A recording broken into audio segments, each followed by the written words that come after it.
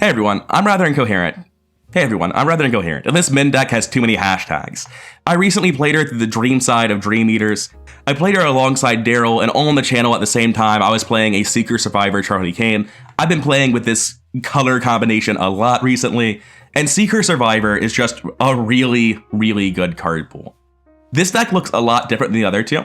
The other two had a higher draw and a higher focus on combos and very different end goals than this one does, with Charlie playing for Unbound Hound synergies, Summoned Hound synergies, and Daryl playing for difficulty 0. Min's playing a very different game. She's just trying to use her ability with Dream Diary and Analytical Mind to be valuable to her whole team, help out with everything, Archive of Conduits to fill that support niche, make sure no one ever dies, and then you're just playing as high tempo as you can.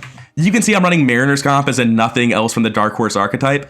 I did have one scenario where I never played Mariner's Compass and just had money for days, just like drew it in the bottom 2 cards, and I already had 9 resources, and I was like, yeah, I'm never going to get to play that Mariner's Compass. That's not going to do anything.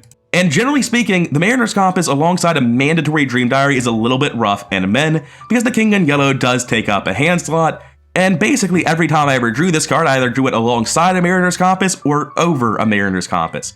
Both of those situations suck, because if you have a Mariner's Compass in play instead of a Dream Diary, then King in Yellow is very hard to break.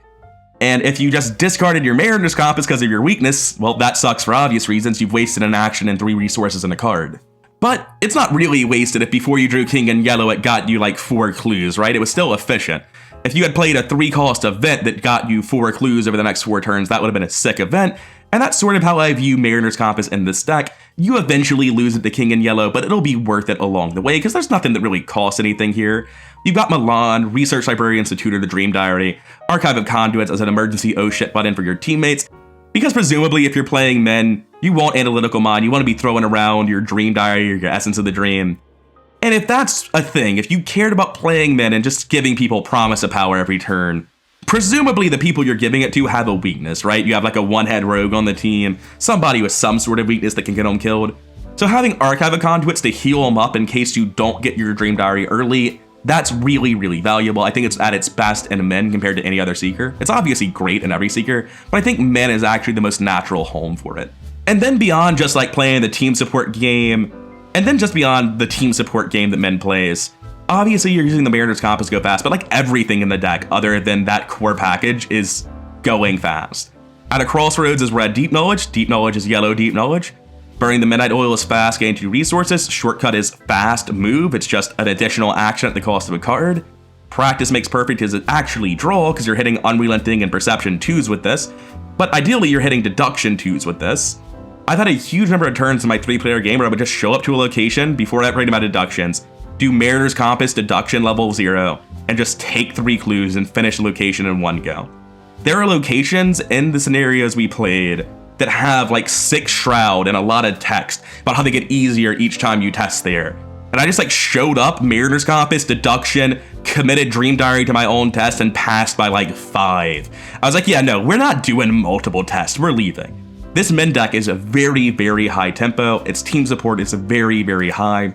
And I think Min might just be my placeholder for what makes it into the top tiers of my tier list. Because I don't think Min is oppressively strong. I think Minh Thi Phan is exactly as strong as a character is allowed to be without being a problem. I think if you're stronger than Min, you're probably too strong, and it's not necessarily a good thing.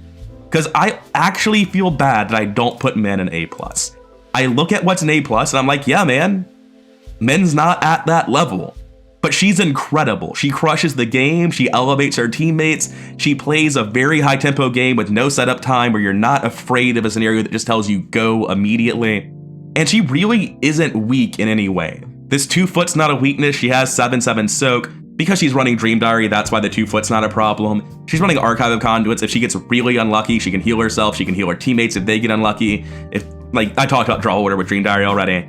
She's just really good. You can easily fix any problems you have with Book, but realistically, you don't have to worry about it too much because you draw so fast, you cycle your deck so quickly, that on any test that matters, you're going to be throwing some skills at it that just get you through the test anyway. You're not going to be too upset that you don't have magnifying glasses in this deck. You're not going to feel like you need to run a second Milan to more reliably boost your Book. Minh Thi Phan just blitzes through the game, helps her team along the way, and is really, really good. I don't think she's broken at all. I don't think she's even oppressively strong. That's what I call my A+ tier in the tier list I have off channel. But I think she's very strong, and anyone who's stronger than her is arguably too strong, and they're kind of bad for the game. I think Min's the strongest character where I don't feel gross playing her. That's a really good way to put it. Min is the best character you can play without feeling like you're a bad person at all. Everyone above her, you're like, man. The game was gonna play. Like, there were enemies, but then Tony showed up and there just weren't enemies anymore. And I think he pulled from the bag, but I just stopped paying attention around the 7th stab. So, I mean, he could have been making it up. I stopped paying attention a long time ago. Whereas with Min, like, you watch what Min's doing and it's all fair, it's above board, it's good in like straightforward and fair ways. It's the best you can be without seeming like something is wrong with the game and feeling a little bit gross. And I think that's all for now. I think I've talked about Min as much as I really have it in me to talk about. Her deck's not that complicated, her role's not that complicated. She's just very, very good, and there's not too much to say about her. I imagine my Zoe review tomorrow is going to be about 3 minutes long, because there's really not much to say about her. Actually, looking at the time, I've been going for 9 minutes. The Zoe review is going to be going a lot less than this. I'll just upload Zoe today as well. Anyways, I'd rather incoherent. Hope you liked the video. Hope you like hearing me gush about Min a little bit. If you did, like, comment, subscribe, blah, blah, blah, YouTube algorithm drill, you all know this shit. It really does help the channel grow. There's a reason I go on and on about it. And I'll see you in the next one, talking about Zoe.